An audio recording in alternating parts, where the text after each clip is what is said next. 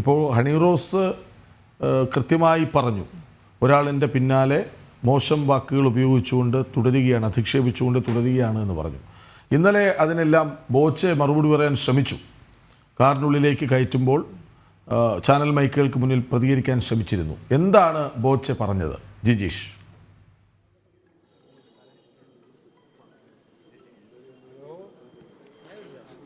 ഇന്നലെ അടക്കം ബോച്ചെ ചാനൽ മൈക്കുകൾക്ക് മുന്നിൽ പ്രതികരിച്ചൊരു കാര്യമെന്ന് പറയുന്നത്, താൻ ഏതെങ്കിലും തരത്തിൽ ഒരു കുറ്റം ചെയ്തിട്ടില്ല, തെറ്റ് ചെയ്തിട്ടില്ല, തൻ്റെ ഭാഗത്തു നിന്ന് യാതൊരു തരത്തിലുള്ള ഈ ഒരു ആരോപിക്കപ്പെടുന്നത് പോലുള്ള പരാമർശങ്ങളൊന്നും ഉണ്ടായിട്ടില്ല. അതായത് പിന്നീട് വിശദമായി മൊഴി രേഖപ്പെടുത്തുന്നതിന് മുമ്പ് ആ മൊഴിയിൽ പറഞ്ഞിരിക്കുന്നതിന് സമാനമായ നിരവധി കാര്യങ്ങൾ തന്നെയാണ് തുടക്കത്തിൽ ഈ മാധ്യമങ്ങളോടുള്ള പ്രതികരണത്തിലും ബോബി ചെമ്മണ്ണൂർ ഇന്നലെ വ്യക്തമാക്കിയിരിക്കുന്നത്. താൻ തെറ്റുകാരനല്ല, ഇക്കാര്യത്തിൽ ഏതെങ്കിലും തരത്തിൽ കുറ്റം ചെയ്തതായി കരുതുന്നില്ല എന്നെല്ലാമുള്ള മൊഴികൾ അല്ലെങ്കിൽ അതുമായി ബന്ധപ്പെട്ട പ്രതികരണങ്ങൾ തന്നെയാണ് ബോബി ചെമ്മണ്ണൂരിന്റെ ഭാഗത്തു നിന്ന് ഉണ്ടായത്. അത് തന്നെയാണ് പിന്നീട് വിശദമായ ചോദ്യം ചെയ്യലിലും ആവർത്തിക്കുകയും ചെയ്തത്. ഇവിടെ ബോബി ചെമ്മണ്ണൂർ പറയുന്നത് ചില താല്പര്യങ്ങൾ ഈ ഒരു പരാതിക്ക് പിന്നിലുണ്ട്, വ്യക്തിപരമായ ചില താല്പര്യങ്ങൾ തനിക്കെതിരായ ആരോപണങ്ങൾ ഉന്നയിക്കുന്നതിന് പിന്നിലുണ്ട്, സ്വാർത്ഥ ലാഭത്തോടെയും സ്വാർത്ഥ താല്പര്യത്തോടും കൂടിയുള്ള ഈ ആരോപണങ്ങളാണ് ഉള്ളത്. അതുകൊണ്ട് തന്നെ അക്കാര്യത്തിൽ വിശദമായ അന്വേഷണം വേണം. ഏത് സാഹചര്യത്തിലാണ് മാസങ്ങൾക്ക് മുമ്പ് നടന്നിട്ടുള്ള ഒരു പരാതിയിലാണ് തനിക്കെതിരെ ഇത്തരത്തിൽ ഇപ്പോൾ കേസ് എടുത്തിരിക്കുന്നത്. അത് ഭാരതീയ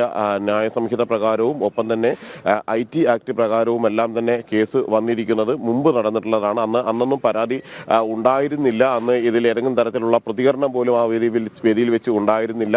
എന്നിട്ട് അതിനുശേഷം 3 മാസങ്ങൾക്ക് ശേഷം വരെ ഈ ഒരു പരാതി നൽകുന്നതിൽ തനിക്ക് സംശയങ്ങളുണ്ട് എന്ന കാര്യം തന്നെയാണ് അതിൽ മൊഴിയിൽ ചൂണ്ടിക്കാണിച്ചിരുന്നത്. ഇന്നലെ ഇവിടെ ഹാജരാക്കാൻ കൊണ്ടുവന്ന സെൻട്രൽ സ്റ്റേഷനിലേക്ക് എത്തിക്കുന്ന സമയത്തും ഒപ്പം തന്നെ കസ്റ്റഡിയിലെടുത്ത ഘട്ടങ്ങളിലെല്ലാം തന്നെ ബോബി ചെമ്മണ്ണൂർ ഇത് ആവർത്തിക്കുകയും ചെയ്തു. എന്നാൽ ഇക്കാര്യത്തിൽ ഹണിറോസ് നൽകിയിരിക്കുന്ന പരാതിയിൽ കൃത്യമായി തന്നെ പറയുന്നുണ്ട്, ഒരു തവണയല്ല നിരവധി തവണ തനിക്കെതിരായി ഉള്ള അശ്ലീല പരാമർശങ്ങളും അധിക്ഷേപ പരാമർശങ്ങളും ഉണ്ടായി. ഓരോ ഘട്ടത്തിലും തനത് പിൻവലിക്കും അല്ലെങ്കിൽ കൂടുതൽ നിയമ നടപടികളിലേക്ക് കടക്കണ്ട എന്നോർത്ത് മാറ്റി നിൽക്കുമ്പോൾ അല്ലെങ്കിൽ അത്തരം ഘട്ടങ്ങളിലേക്ക് കടക്കാതിരിക്കുമ്പോൾ പോലും ഈ ഒരു കൃത്യം ആവർത്തിക്കുന്ന പ്രവൃത്തി തന്നെയാണ് ബോബി ചെമ്മണ്ണൂരിൽ നിന്ന് ഉണ്ടായത്. അങ്ങനെ ഗത്യന്തരമില്ലാതെയാണ് ഇത്തരത്തിലുള്ള അല്ലെങ്കിൽ മറ്റൊരു സ്ത്രീക്കും ഹണിറോസ് പറഞ്ഞത് തുടരെ അധിക്ഷേപിച്ച കാര്യമാണ്. പക്ഷേ ബോബി ചെമ്മണ്ണൂർ ഇന്നലെ പ്രതികരിച്ചത് 4 മാസം അല്ലെങ്കിൽ അതോ 6 മാസമോ 4 മാസങ്ങൾക്ക് മുൻപ് നടന്ന ഒരു വിഷയത്തിൽ ഇപ്പോഴെന്തിന് കേസ് എന്ന ചോദ്യമാണ്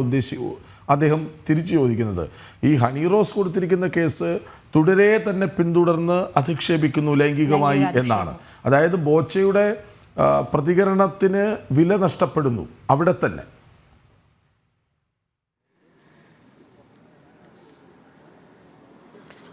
തീർച്ചയായും ഇവിടെ ബോച്ച പറയുന്നത്, ബോബി ചെമ്മണ്ണൂർ പറയുന്നൊരു കാര്യമെന്ന് പറയുന്നത്, ആ ഒരു ഘട്ടത്തിൽ അവിടെ പെട്ടെന്നുണ്ടായ അല്ലെങ്കിൽ തന്നെ അത്തരം പരാമർശങ്ങൾ സാധാരണ നിലയിൽ നടത്താറുണ്ട്, ആ ഒരു കാര്യങ്ങൾ ആവർത്തിക്കാറുണ്ട് എന്ന കാര്യം ബോബി ചെമ്മണ്ണൂർ തന്നെ പറയുന്നുണ്ട്. കാരണം ബോബി ചെമ്മണ്ണൂരിനെ സംബന്ധിച്ചിടത്തോളം നിരവധി പരാതികൾ, സമാനമായ പരാതികൾ നേരത്തെയും ഉയർന്നിരുന്നു. ഒരുപക്ഷെ ശക്തമായ നിയമ നടപടിയിലേക്ക് കടക്കുന്ന തരത്തിൽ അത് നീങ്ങിയില്ല എങ്കിൽ കൂടി പല ഘട്ടങ്ങളിലും ദ്വയാർത്ഥ പ്രയോഗങ്ങൾ, മോശം വാക്കുകളെല്ലാം തന്നെ ബോബി ചെമ്മണ്ണൂരിന്റെ ഭാഗത്തു നിന്ന് ഉണ്ടാവുന്നുണ്ട്.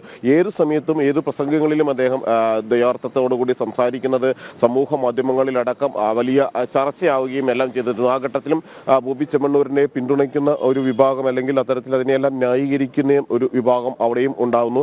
അതേ സാഹചര്യത്തിൽ തന്നെ ബോബി ചെമ്മണ്ണൂർ അത്തരം നീക്കങ്ങൾ ആവർത്തിക്കുകയും ചെയ്യുന്നത് മുമ്പ് തന്നെ കണ്ടുവരുന്ന ഒരു സ്ഥിതിവിശേഷം തന്നെയാണ്. ബോബി ചെമ്മണ്ണൂർ പറഞ്ഞിരിക്കുന്നത് അതുപോലെ തന്നെ മുമ്പ് നടത്താറുള്ള ചില പരാമർശങ്ങൾ പോലെ ഒരു കാര്യം തമാശ രൂപേണ അവിടെ വെച്ചു പറഞ്ഞു എന്നത് മാത്രമാണ്. അല്ലെങ്കിൽ അവിടെ ഏതെങ്കിലും തരത്തിൽ ലൈംഗികമായി അധിക്ഷേപിക്കണമെന്നോ ലൈംഗിക ചുവയോടെ പെരുമാറണമെന്നോ ഒന്നും തന്നെയുള്ള ഉദ്ദേശം തൻ്റെ ഭാഗത്ത് നിന്ന് ഉണ്ടായിരുന്നിട്ടില്ല. അവിടെ പറഞ്ഞു പോയ ഒരു കാര്യമാണ്.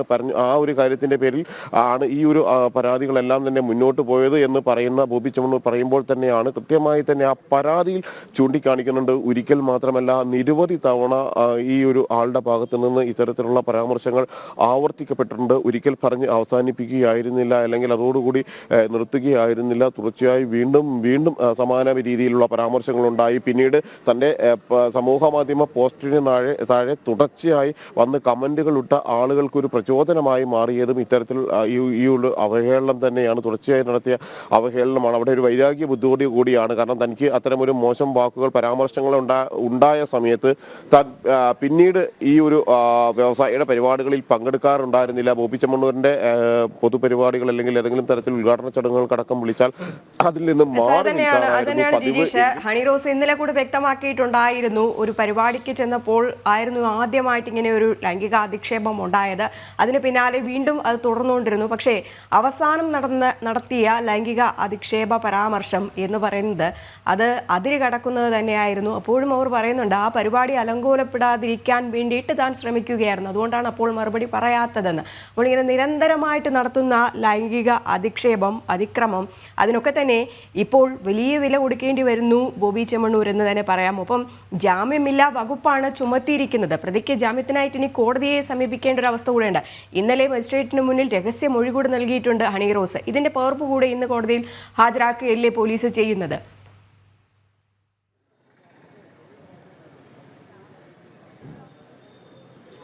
തീർച്ചയായും രജനി, ഇക്കാര്യത്തിൽ വിശദമായ മൊഴി തന്നെയാണ് നടിയുടെ രേഖപ്പെടുത്തിയിരിക്കുന്നത്. സ്വാഭാവികമായും ഈ കോടതിയിൽ നൽകുന്ന ആ മൊഴിക്ക് വലിയ പ്രാധാന്യമാണ് ഉള്ളത്. സാധാരണ നിലയിൽ പോലീസിന് നൽകുന്ന മൊഴിയേക്കാൾ കോടതിക്ക് മുന്നിൽ പിന്നീട് നിയമ നടപടികളിലേക്കും നിയമ പോരാട്ടങ്ങളിലേക്കുമെല്ലാം കടക്കുമ്പോൾ അവിടെ ഏറ്റവും പ്രധാനമെന്ന് പറയുന്നത് അവിടെ മജിസ്ട്രേറ്റിന് മുന്നിൽ നൽകിയ മൊഴി തന്നെയാണ്. അത് കൂടുതൽ ബലപ്പെട്ടതാണ് എന്നതുകൊണ്ട് തന്നെ ആ മൊഴിയുടെ പകർപ്പടക്കം ഹാജരാക്കിക്കൊണ്ട് അല്ലെങ്കിൽ മൊഴിയെ മുൻനിർത്തിക്കൊണ്ട് തന്നെയായിരിക്കും പോലീസിന്റെ ഇനിയുള്ള പ്രധാനപ്പെട്ട നീക്കങ്ങൾ എന്ന് പറയുന്നത്. കാരണം അവിടെ നൽകിയിരിക്കുന്ന മൊഴിയിൽ പോലീസിന് നൽകിയിരിക്കുന്ന മൊഴിക്കൊപ്പം തന്നെ വിശദമായി തന്നെ എങ്ങനെയെല്ലാമാണ് തനിക്ക് ഈ അധിക്ഷേപ പരാമർശങ്ങളെ നേരിടേണ്ടി വന്നത്, എങ്ങനെയെല്ലാമാണ് തന്നെ അത് ബാധിച്ചിട്ടുള്ളത്, എന്തെല്ലാം തരത്തിലുള്ള അശ്ലീല പരാമർശങ്ങളാണ് ഉണ്ടായിട്ടുള്ളത് ബോബി ചെമ്മണ്ണൂരിൽ നിന്ന് ഉണ്ടായത് എന്ന കാര്യം ആ മൊഴിയിൽ കൃത്യമായി തന്നെ പറയുന്നുണ്ട്. പിന്നീട് അതിനുശേഷം അതിന്റെ തുടർച്ചയായിട്ട് മറ്റു ചില ആളുകളിൽ നിന്ന് ഉണ്ടായിട്ടുള്ള നിരവധി ആളുകളിൽ നിന്ന് അതിന്റെ തുടർച്ചയായി ഉണ്ടായിട്ടുള്ള ബോബി ചെമ്മണ്ണൂരിനെ പിന്തുണച്ചുകൊണ്ട് നടത്തിയിട്ടുള്ള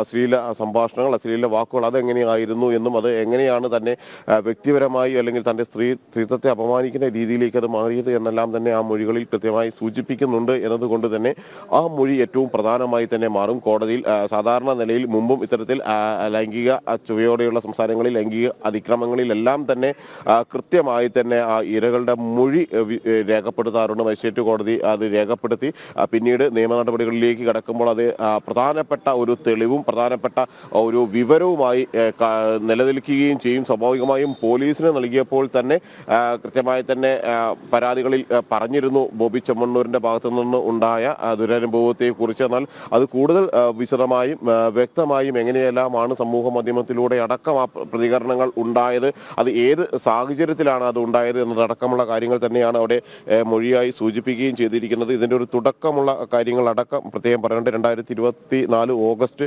7-നാണ് ഉദ്ഘാടന ചടങ്ങിൽ പങ്കെടുക്കാൻ എത്തിയപ്പോൾ ആദ്യം ഇത്തരമൊരു പരാമർശം ബോബി ചെമ്മണ്ണൂരിൽ നിന്ന് ഉണ്ടാകുന്നത്.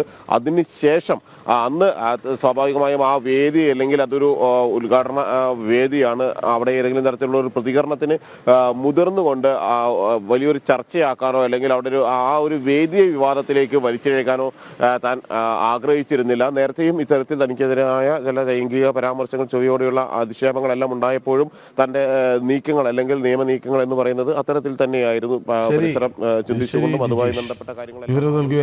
സുധീഷ് ഗോപാലിലേക്ക് കൂടി പോകാം. സുധീഷ്, ഇന്ന് വീണ്ടും ബോച്ചയെ വൈദ്യപരിശോധനയ്ക്ക് വിധേയമാക്കും എന്നാണ് മനസ്സിലാക്കുന്നത്. എപ്പോഴായിരിക്കും വൈദ്യപരിശോധനയ്ക്കായി ആശുപത്രിയിലേക്ക് കൊണ്ടുവരിക?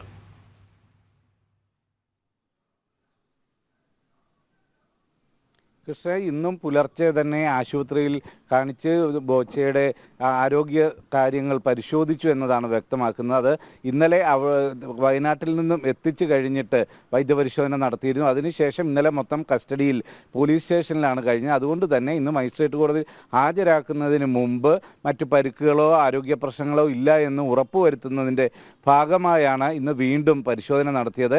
അതിനുശേഷം ഇനിയിപ്പോൾ മറ്റ് എല്ലാ കാര്യങ്ങളും തയ്യാറായി കഴിഞ്ഞു കഴിഞ്ഞു. ഇനിയും മജിസ്ട്രേറ്റ് എപ്പോൾ പറയുന്നോ അതിനനുസരിച്ച് ഒരുപക്ഷെ കോടതിയിൽ നേരിട്ട് ഹാജരാക്കാം. കാരണം കോടതിയിൽ നേരിട്ട് ഹാജരാക്കണമെന്ന് ബോബി ചെമ്മണ്ണൂരിൻ്റെ അഭിഭാഷകരും ആവശ്യപ്പെട്ടിട്ടുണ്ടെന്നാണ് നമുക്ക് ലഭിക്കുന്ന വിവരം. കാരണം ജാമ്യാപേക്ഷ പരിഗണിക്കുമ്പോൾ അത് ഓപ്പൺ കോടതിയിലാണെങ്കിൽ മാത്രമേ അതിലൊരു വിസ്താരം നടക്കുകയുള്ളൂ. ഇല്ലെങ്കിൽ ചേംബറിൽ ആണ് ഹാജരാക്കുന്നത്, ഇല്ലെങ്കിൽ മജിസ്ട്രേറ്റിൻ്റെ വീട്ടിൽ എത്തിച്ചാണ് ഹാജരാക്കുന്നതെങ്കിൽ അത്തരം ഒരു വാദം നടക്കാനുള്ള സാഹചര്യമില്ലാതെ വരും. അതുകൊണ്ട് തന്നെ ജാമ്യം പരിഗണിക്കുന്ന കാര്യത്തിനോട് വേണ്ടി ഇന്ന് കോടതിയിൽ തന്നെ ഹാജരാക്കണമെന്ന ഒരു ആവശ്യം ബോബി ചെമ്മണ്ണൂരിൻ്റെ അഭിഭാഷകൻ ആവശ്യപ്പെട്ടിട്ടുണ്ട് എന്നതാണ് നമുക്ക് ലഭിക്കുന്ന വിവരം. എന്തുതന്നെയായാലും വൈദ്യപരിശോധനകൾ കഴിഞ്ഞു. മിനിഞ്ഞാന്ന് വൈകിട്ടോടെ നൽകിയ ഹണി റോസ് നൽകിയ പരാതിയുടെ അടിസ്ഥാനത്തിലാണ് ജാമ്യമില്ലാ വകുപ്പുകൾ ചുമത്തി കേസെടുത്ത് മിനിഞ്ഞാന്ന് വൈകിട്ട് തന്നെ വയനാട്ടിലേക്ക് പുറപ്പെട്ട അന്വേഷണ സംഘം, പ്രത്യേക അന്വേഷണ സംഘം വയനാട്ടിൽ നിന്നും ബോബി ചെമ്മണ്ണൂരിനെ കസ്റ്റഡിയിലെടുക്കുകയും ഇന്നലെ രാത്രി 7 മണിയോടെ എറണാകുളം സെൻട്രൽ സ്റ്റേഷനിൽ എത്തിക്കുകയും ചെയ്തത്. അതിനുശേഷമാണ് അറസ്റ്റ് രേഖപ്പെടുത്തുന്നത്. അറസ്റ്റ് ജാമ്യമില്ലാ വകുപ്പുകൾ ചുമത്തി തന്നെയാണ് അറസ്റ്റ് രേഖപ്പെടുത്തിയിട്ടുള്ളതും.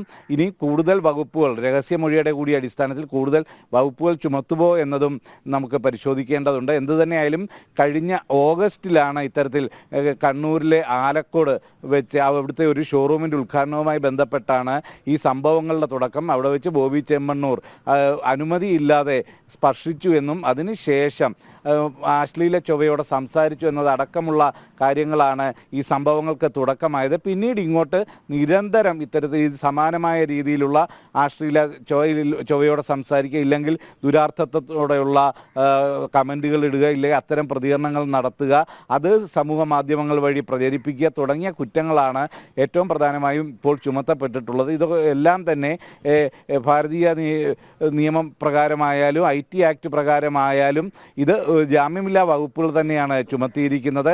ആ ഒരു സാഹചര്യത്തിൽ മികച്ച അഭിഭാഷകനെ മുൻനിർത്തിക്കൊണ്ട് ജാമ്യം നേടിയെടുക്കാനുള്ള ശ്രമമായിരിക്കും ബോച്ചയുടെ ഭാഗത്തുനിന്നുണ്ടാകുന്നത്. ബോച്ചെ പറയുന്നു ഇത്തരത്തിൽ താൻ അത് എത്രയോ മുൻപ് പറഞ്ഞതാണ്, പക്ഷേ ഒരിക്കലല്ല പറഞ്ഞത്, അത് ഇന്നലെ ഹണി റോസ് തന്നെ പറഞ്ഞതാണ്. നിരന്തരം തനിക്ക് ഒരു മാനസിക വേദന നൽകുന്ന തരത്തിലുള്ള ഇടപെടലായി ഇത് മാറിക്കഴിഞ്ഞു. അത് തൻ്റെ മാനേജർ മുഖാന്തരവും മറ്റും അവിടെ കൃത്യമായി ധരിപ്പിച്ചതാണ്, ഇത് അവസാനിപ്പിക്കണം. പക്ഷേ ഒരിക്കൽ പോലും ഒരു ക്ഷമാപണം പോലും ഉണ്ടായില്ല. അത് ആവർത്തിക്കുന്ന സാഹചര്യമാണ് ഉണ്ടായത്. നിരവധി തവണ മുന്നറിയിപ്പ് കൊടുത്തതിന് ശേഷമാണ് ഇപ്പോൾ ഹണി റോസ് നിയമപരമായി ഇതിനെതിരെ പോരാട്ടം ആരംഭിച്ചത്. അതിന് സമൂഹ മാധ്യമങ്ങളിലടക്കം പൊതുജനങ്ങളിൽ നിന്നടക്കം വലിയ സ്വീകാര്യത തന്നെയാണ് കൈവന്നിട്ടുള്ളതും. കാരണം ഇത് ഹണി റോസിനോട് മാത്രമുള്ള ഒരു സമീപനമായല്ല വിലയിരുത്തപ്പെടുന്നതും. പലരെയും ഇത്തരത്തിൽ അപമാനിക്കുന്ന ഒരു സമീപനം, ചില യൂട്യൂബർമാർ അതിലെ പെൺകുട്ടികളോടെ പോലും മോശമായി പെരുമാറുന്ന സമീപനമുണ്ട്. ഇതേ സാഹചര്യത്തിൽ ഹണി റോസ് മുന്നോട്ട് വെക്കുന്ന മറ്റൊരാവശ്യമുണ്ട്. ഇത്തരം കാര്യങ്ങൾ പ്രചരിപ്പിക്കുന്ന യൂട്യൂബർമാരും ഇതിൻ്റെ നിയമത്തിന് കീഴിലേക്ക് വരണം. ഇത്തരം കാര്യങ്ങൾ പ്രചരിപ്പിച്ച് അവർക്ക് അവരുടെ നേട്ടം, അവരുടെ യൂട്യൂബ് ചാനലിൽ കൂടുതൽ കാണികളെ ഉണ്ടാക്കാൻ വേണ്ടി ഇത്തരത്തിൽ ചെയ്യുന്നതും തെറ്റാണ് എന്നൊരു കാര്യം കൂടി ഹണി റോസ് ചൂണ്ടിക്കാണിക്കുന്നുണ്ട്. ഈ കാര്യമെല്ലാം കോടതിയുടെ പരിഗണനയിലേക്ക് വരും എന്നതാണ് നമുക്ക് മനസ്സിലാക്കാൻ. എന്തായാലും ഇത് ഒരു ബോബി ചെമ്മണ്ണൂരിന്റെ മാത്രം കാര്യമല്ല, ഇതുപോലെ പല ആളുകളുണ്ട്. യൂട്യൂബിലടക്കം കമന്റ്സ് ഇടുന്നവരുണ്ട്, വ്ളോഗേഴ്സ് ഉണ്ട്. ഇവർക്കെല്ലാം തന്നെ തിരിച്ചടിയാകുന്ന ഒരു കാര്യം കൂടെ തന്നെയാണ് ഈ ബോബി ചെമ്മണ്ണൂരിന്റെ അറസ്റ്റ് എന്ന് തന്നെ പറയേണ്ടിയിരിക്കുന്നു. വൈദ്യപരിശോധന പൂർത്തിയായിരിക്കുന്നു. 2ാം തവണയാണ് വൈദ്യപരിശോധന നടത്തുന്നത്. ഇന്ന് കോടതിയിൽ ഹാജരാക്കും. എന്തൊക്കെയായിരിക്കും തുടർ നടപടികൾ എന്നുള്ളത് വരും മണിക്കൂറുകൾ നമുക്ക് അറിയാൻ കഴിയും. വിശദമായ റിപ്പോർട്ടാണ് ജിജീഷും സുധീഷ് ഗോപാലും നൽകിക്കൊണ്ടിരുന്നത്.